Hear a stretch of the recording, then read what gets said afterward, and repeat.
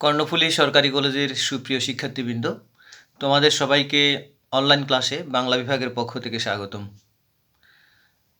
আশা করি তোমরা সবাই ভালো আছো, সুস্থ আছো, নিরাপদ আছো এবং তোমরা ঘরেই অবস্থান করছো, এই প্রত্যাশা করছি। তো আজকে আমরা বাংলা বিভাগের পক্ষ থেকে আমরা আবার নতুন করে যুক্ত হলাম। দ্বাদশ শ্রেণীর বাংলা দ্বিতীয় পত্র ব্যাকরণ অংশ নিয়ে আমরা উপস্থিত হয়েছি। আমাদের আজকের আলোচনার বিষয়ে শব্দের শ্রেণী বিভাগ। আমরা গত দুটি ক্লাসে আমরা শব্দের উৎপত্তির ইতিহাস নিয়ে আমরা আলোচনা করেছি। শব্দ কাকে বলি আমরা জেনেছি যে ধ্বনি বা ধ্বনি সমষ্টি যখন অর্থপূর্ণ হয়ে যদি কোনো ভাব, বস্তু বা বিষয়কে প্রকাশ করে তখন তাকে আমরা শব্দ বলছি। আমরা সহজ কথায় বলতে পারি যে অর্থপূর্ণ ধ্বনি সমষ্টির নামই হচ্ছে শব্দ। শব্দ একটা ধ্বনি দিয়েও হতে পারে, একাধিক ধ্বনি দিয়েও শব্দ হতে পারে। তো আমরা সেই শব্দ নিয়ে আমরা কাজ করছি। আমরা গত ক্লাসে আলোচনা করেছি যে শব্দ কিভাবে গঠন করা যায়। আমরা জেনেছি শব্দের গঠন প্রক্রিয়া, আমরা জেনেছি যে দুইভাবে শব্দ গঠন করা যায়। বাংলা ভাষায় আমরা যে শব্দগুলো আমরা ব্যবহার করি সেই শব্দগুলো দু রকমের, আমরা গঠন অনুসারে দু রকমের। কিছু শব্দ হচ্ছে মৌলিক শব্দ আর কিছু শব্দ হচ্ছে সাধিত শব্দ। আমরা মৌলিক শব্দগুলো জেনেছি। মৌলিক শব্দ হচ্ছে যে শব্দগুলোকে আর বিশ্লেষণ করা যায় না, ভাঙা যায় না, যে শব্দগুলোকে আলাদা করা যায় না, অথবা আমরা যদি আলাদা করিও তার অর্থ আলাদা কোনো অর্থ পাওয়া যায় না, সেই শব্দগুলো হচ্ছে মৌলিক শব্দ। যেমন হাত, ফুল, ফল, ভাই, বোন, এই শব্দগুলো হচ্ছে মৌলিক শব্দ। আর বাংলা ভাষায় আমরা আরও কিছু শব্দ ব্যবহার করি যেগুলো আমরা নানান উপায়ে তৈরি করেছি। আমরা গঠন অনুসারে যে শব্দকে দুই ভাগে ভাগ করলাম, একটা হচ্ছে মৌলিক শব্দ আর একটা হচ্ছে সাধিত শব্দ। তো আমরা যে শব্দগুলো আমরা বিভিন্নভাবে আমরা তৈরি করেছি, বিভিন্ন উপায়ে, বিভিন্ন পন্থায় আমরা তৈরি করেছি, আমরা সেগুলোকে বলছি যে সাধিত শব্দ। যেমন সাধিত শব্দ তৈরি হয় বিভিন্ন প্রক্রিয়ার মাধ্যমে। আমরা সেই প্রক্রিয়াগুলো যদি একটু আলোচনা করি, আমরা গত ক্লাসে আলোচনা করেছি, আমি তবু একটু করে রিপিট করব শুধু। সেই প্রক্রিয়াগুলো হচ্ছে যেমন সমাসের মাধ্যমে আমরা নতুন শব্দ তৈরি করি, আমরা প্রত্যয়ের সাহায্যে আমরা নতুন শব্দ তৈরি করি, আমরা উপসর্গের সাহায্যে আমরা নতুন শব্দ তৈরি করি, আমরা সন্ধির সাহায্যে আমরা নতুন শব্দ তৈরি করি।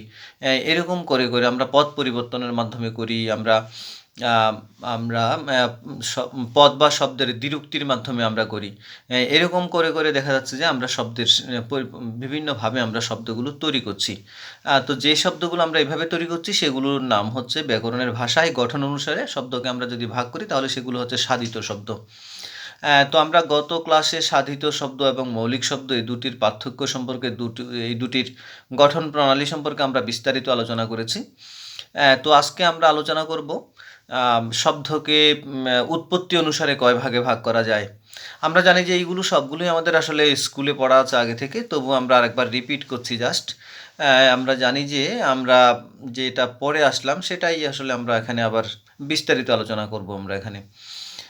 তো স্কুলে আমরা যেটা পড়লাম যে উৎপত্তি অনুসারে শব্দকে আমরা 5 ভাগে ভাগ করতে পারি। এই 5 ভাগগুলোকে আমরা উৎপত্তি অনুসারে, আমরা বাংলা ভাষায় যে শব্দগুলো আমরা ব্যবহার করছি সেই শব্দগুলো উৎপত্তি অনুসারে সেগুলোকে আমরা ভাগ করব। শব্দগুলো কোত্থেকে আসলো, আমরা বাংলা ভাষায় যে শব্দ ব্যবহার করি সেই শব্দগুলো কিভাবে আসলো, কোত্থেকে আসলো, কেমন করে আসলো, সেটাই হচ্ছে উৎপত্তি অনুসারে শব্দগুলো শ্রেণীবিভাগ। তো আমরা উৎপত্তি অনুসারে কিভাবে শব্দগুলো আসলো সেটাকে আমরা 5 ভাগে ভাগ করতে পারি। আমরা বলেছি আগে থেকে, একটা হচ্ছে, প্রথমটার নাম হচ্ছে, 1 নাম্বার হচ্ছে তৎসম শব্দ। তৎসম মানে তৎ মানে হচ্ছে তার, তার মানে সংস্কৃত এখানে।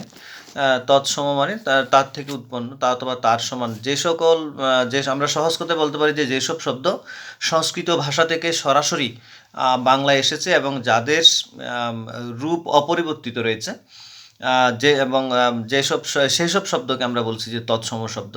তৎ মানে হচ্ছে তার, আর সম হচ্ছে সমান, মানে তার সমান। তার সমান মানে হচ্ছে তৎসম সমান, সংস্কৃতের সমান। যে আমরা সহজ কথায় বলতে পারি যে আমরা সংস্কৃত থেকে, আমরা জানি যে বাংলা ভাষায় আমরা যে শব্দগুলো ব্যবহার করি সেই শব্দগুলো আমরা বিভিন্নভাবে বিভিন্ন ভাষা থেকে আমরা নিয়েছি।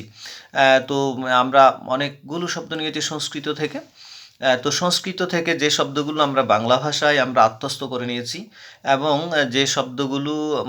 যে শব্দগুলোকে আমরা কোনোরূপ পরিবর্তন বা পরিবর্ধন ছাড়া একেবারে হুবহু নিয়ে নিয়েছি, সেগুলোকে আমরা বলছি যে তৎসম শব্দ। তৎসম শব্দের অর্থ হচ্ছে তৎ মানে হচ্ছে তার, সম মানে সমান, তার সমান মানে সংস্কৃতের সমান।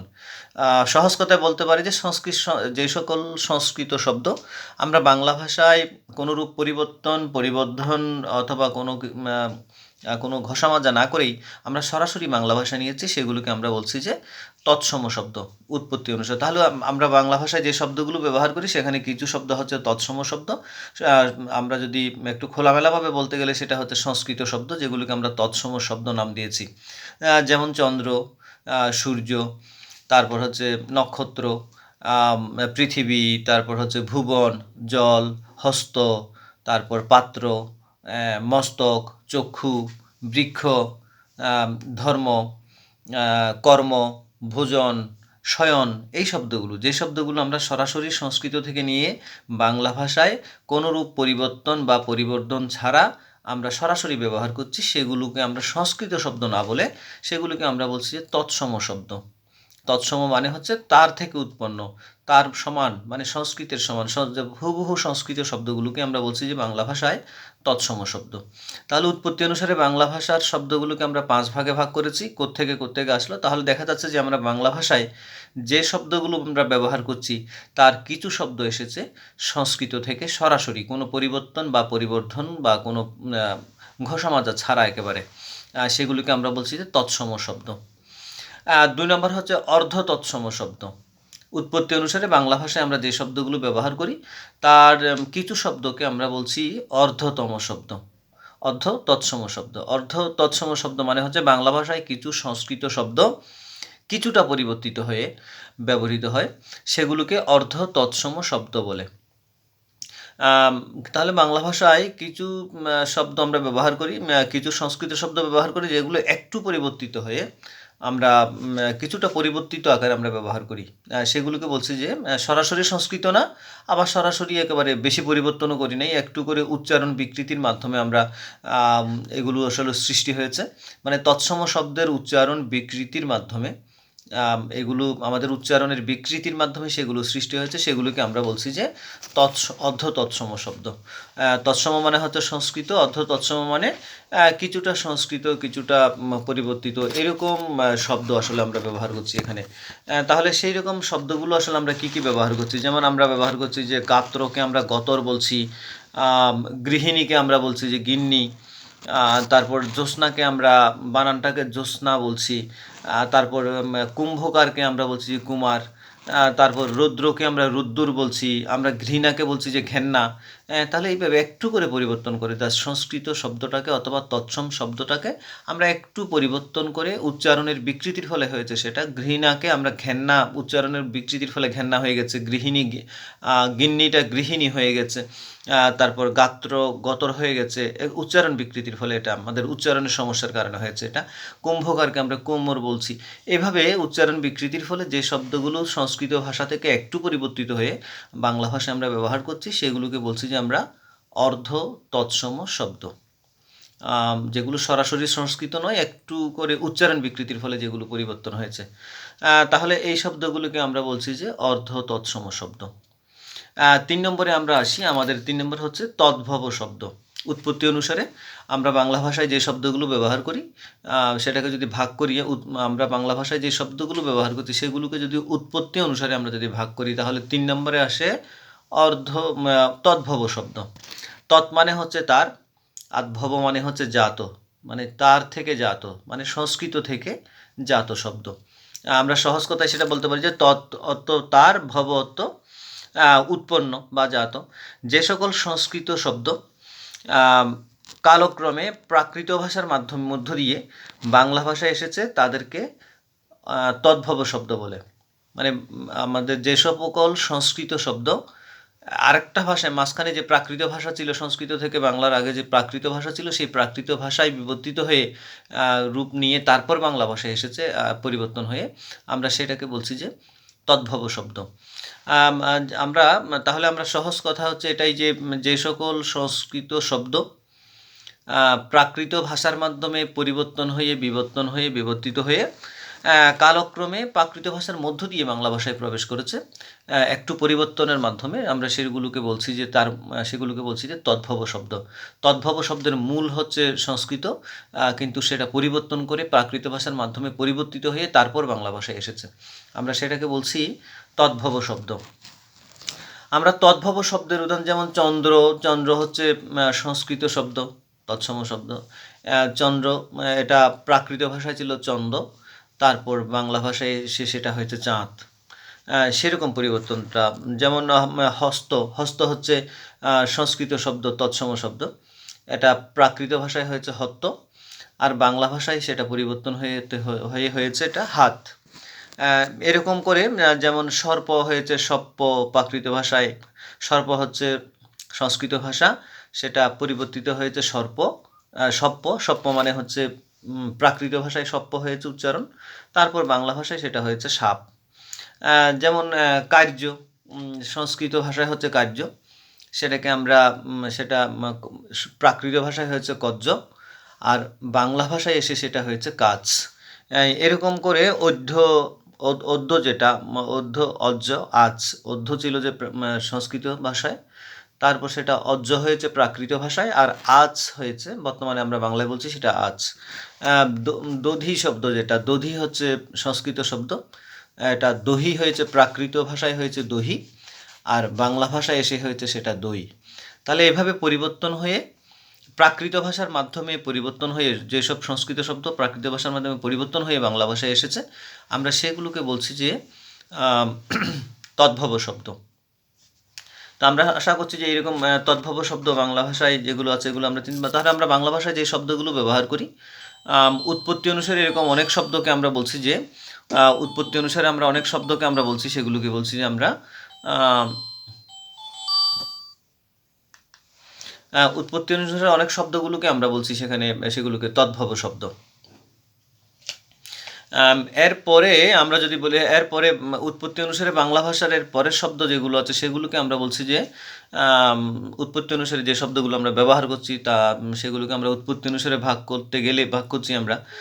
4 নম্বরে হচ্ছে দেশি শব্দ।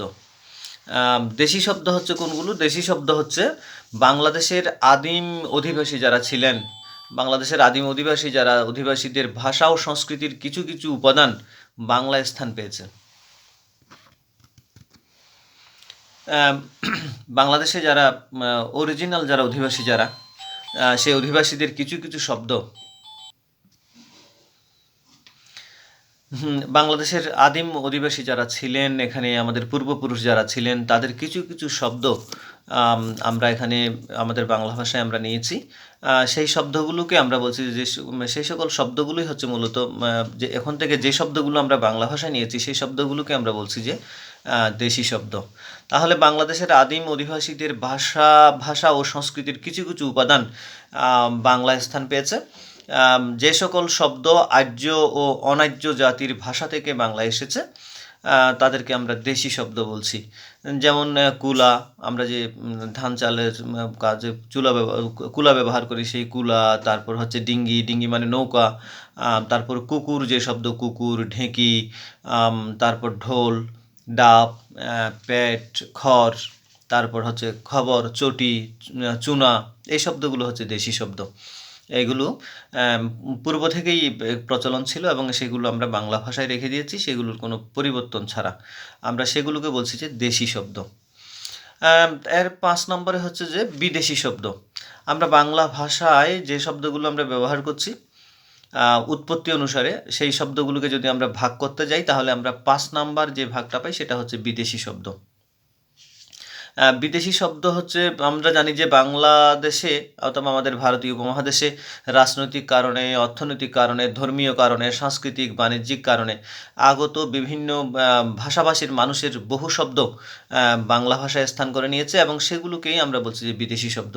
আমরা জানি যে বাংলাদেশে একেবারে পুরো মধ্যযুগ জুড়ে আম, অথবা প্রাচীন যুগ থেকেই আমরা দেখতে পাচ্ছি যে বাংলাদেশে নানান শ্রেণীর, নানান দেশের, নানান ভাষাভাষীর মানুষ বাংলাদেশে এসেছে বাণিজ্য করার জন্য, রাজনৈতিক কারণে, সামাজিক কারণে, অর্থনৈতিক কারণে, ধর্মীয় কারণে, বিভিন্ন কারণে। এখানে ধর্ম প্রচারের জন্য কেউ এসেছে, কেউ এসেছে বাণিজ্য করার জন্য, কেউ এসেছে যে রাজনৈতিক কারণে দেশ দখল করার জন্য, কেউ এসেছে, কেউ সাংস্কৃতিক কর্মকাণ্ড পরিচালনা করার জন্য এসেছে, এইভাবে কেউ ধর্মীয় কারণে এসেছে, ধর্ম প্রচারের জন্য এসেছে। এইভাবে বিভিন্ন দেশ থেকে অনেক জাতি, গোষ্ঠী, ভাষার মানুষ, ভাষাভাষীর মানুষ আমাদের এখানে এসেছে এবং তারা আবার চলেও গেছে। এখানে কিছু কিছু মানুষ থেকে গেছে, ম্যাক্সিমাম চলে গেছে আবার। কিন্তু যারা চলে যাওয়ার পরও তাদের ভাষা আর কিছু কিছু শব্দ এখানে রয়ে গেছে, আমরা ব্যবহার করেছি এবং সেই ব্যবহৃত শব্দগুলো আমরা এখানে রেখে দিয়েছি। আমাদের বাংলা ভাষায় সেই শব্দগুলোকে আমরা আত্মস্থ করে নিয়েছি।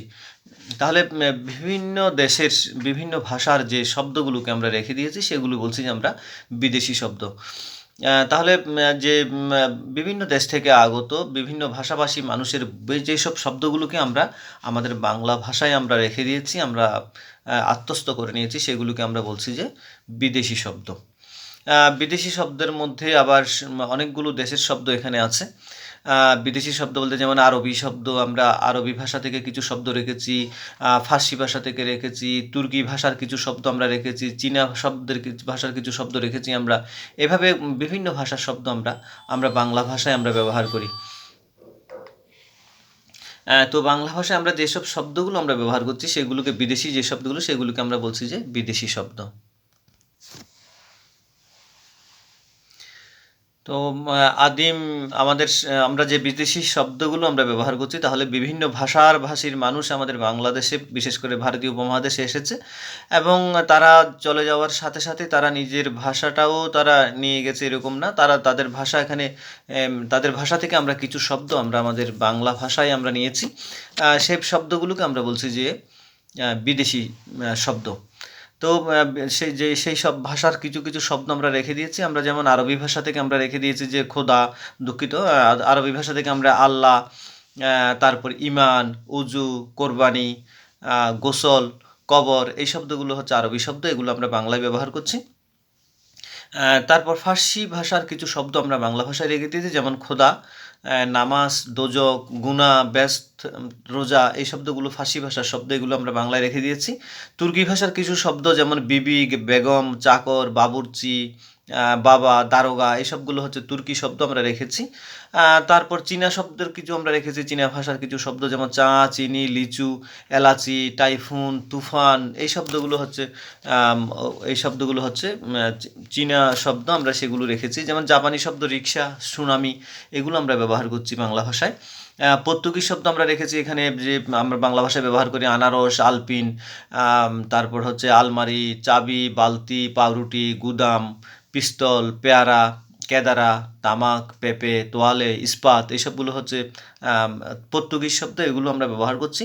বার্মিজ শব্দ লুঙ্গি আমরা ব্যবহার করি বাংলা ভাষায়। গুজরাটি শব্দ হরতাল আমরা ব্যবহার করি। ফরাসি শব্দ আমরা রেস্তোরাঁ, তারপর ডিপু, ক্যাফে, বিস্কুট, কুপন, এগুলো ফরাসি শব্দ, সেগুলো আমরা ব্যবহার করছি। হিন্দি শব্দের মধ্যে আমরা পয়লা, দোসরা, তেসরা, ঠিকানা, চিঠি, পানি, জুতা, থালা, কাহিনী, দাঙ্গা, এই শব্দগুলো হিন্দি শব্দ, এগুলো আমরা ব্যবহার করছি। গ্রিক শব্দ থেকে আমরা ব্যবহার করছি দাম, কেন্দ্র, এগুলো। ওলন্দাজ শব্দ আমরা ব্যবহার করছি হরতন, রুইতন, টেক্কা, স্পন, এগুলো আমরা ব্যবহার করছি। মিশ্র শব্দ আছে, এর বাইরেও কতগুলো মিশ্র শব্দ আছে, বিভিন্ন শব্দকে আমরা জোড়া লাগিয়ে আমরা মিশ্র শব্দ করেছি। যেমন কোনো কোনো সময় দুটি ভিন্ন ধারার ভাষার শব্দকে আমরা এক করে আমরা কতগুলো মিশ্র শব্দ তৈরি করেছি। যেমন রাজা বাদশাহ, এখানে তৎসম এবং ফার্সি শব্দ দুটো, একটা তৎসম শব্দ, একটা ফার্সি শব্দ, রাজা বাদশাহ। তারপর হ্যাট মৌলবী, ইংরেজি এবং ফার্সি মিলে আমরা করছি যে হ্যাট মৌলবী। যেমন খ্রিস্টাব্দ, ইংরেজি এবং তৎসম মিলে আমরা করলাম যে খ্রিস্টাব্দ। তাহলে এরকম করে কতগুলো মিশ্র শব্দ দুটি ভাষার সাথে সংযোগ স্থাপনের মাধ্যমে দুটি ভাষা থেকে দুটি শব্দ নিয়ে আমরা মিশ্র শব্দ করেছি। এর বাইরে আছে পারিভাষিক শব্দ। বাংলা ভাষায় প্রচলিত বিদেশি শব্দের ভাবানুবাদমূলক যে প্রতিশব্দগুলো সবগুলোকে আমরা পারিভাষিক শব্দ বলি। যেমন অক্সিজেনকে আমরা বাংলায় আমরা ভাবানুবাদ করেছি যে অম্লজান। যেমন আমরা ফাইলকে বাংলায় আমরা পারিভাষিক শব্দ করলাম নথি। আমরা ম্যানেজারকে করলাম যে ব্যবস্থাপক, তারপর রেডিওকে আমরা বাংলায় পারিভাষিক শব্দ তৈরি করলাম যে বেতার, আমরা ক্যাবিনেটকে করলাম মন্ত্রিপরিষদ। এরকম করে কিছু কিছু শব্দকে আমরা ইংরেজি ভাষার কিছু শব্দ বাংলা ভাষায় প্রচলিত বিদেশি, ইংরেজি ভাষা শুধু নয়, বিদেশি শব্দের বিভিন্ন ভাষার শব্দকে আমরা বাংলায় আমরা সেগুলো নিয়েছি এবং সেগুলোকে আমরা পরিবর্তন করে আমরা নিজেদের মতো করে একটা অনুবাদ করেছি, ভাবানুবাদ করেছি। সেটা সরাসরি অনুবাদ নয়, সেটা হচ্ছে ভাবানুবাদ। আমরা সেগুলোকে বলছি যে পারিভাষিক শব্দ। তো এইরকম যেমন আমরা বলছি যে উদাহরণগুলো বলছি, পারিভাষিক শব্দের যে ম্যানেজারকে আমরা ব্যবস্থাপক নাম দিয়েছি, ফাইলকে আমরা নথি বলছি বাংলায় পারিভাষিক পরিবর্তনের মাধ্যমে। তাহলে এই যে শব্দগুলো, এই শব্দগুলোকে আমরা বলছি যে পারিভাষিক শব্দ। তাহলে বাংলা ভাষায় বিদেশি শব্দের অবদান আছে, অনেক অবদান। আমরা দেখছি যে বিদেশি শব্দের অনেকগুলো বিদেশি শব্দ এখানে আমরা স্থান করে নিয়েছে। তো আমরা আজকের মতো ক্লাস আমরা এখানেই শেষ করব। আমরা আশা করছি যে আমরা উৎপত্তি অনুসারে বাংলা ভাষার শব্দগুলোকে যে কয় ভাগে ভাগ করা যায়, 5 ভাগে ভাগ করা যায়, এই 5 ভাগগুলো আমরা আশা করব যে আমরা সবাই এগুলো আগে থেকে যেহেতু জানতাম, এখন আমরা আবার বিস্তারিত জেনেছি। আশা করি আমাদের মনে থাকবে সবার এবং আমাদের ভবিষ্যতে এগুলো কাজে লাগবে। তো আজকের মতো আমরা অনলাইন ক্লাস এখানেই শেষ করছি। সবাইকে শুভেচ্ছা জানিয়ে ভালো থাকার প্রত্যাশা ব্যক্ত করে আমাদের আজকের অনলাইন ক্লাস এখানে শেষ করছি।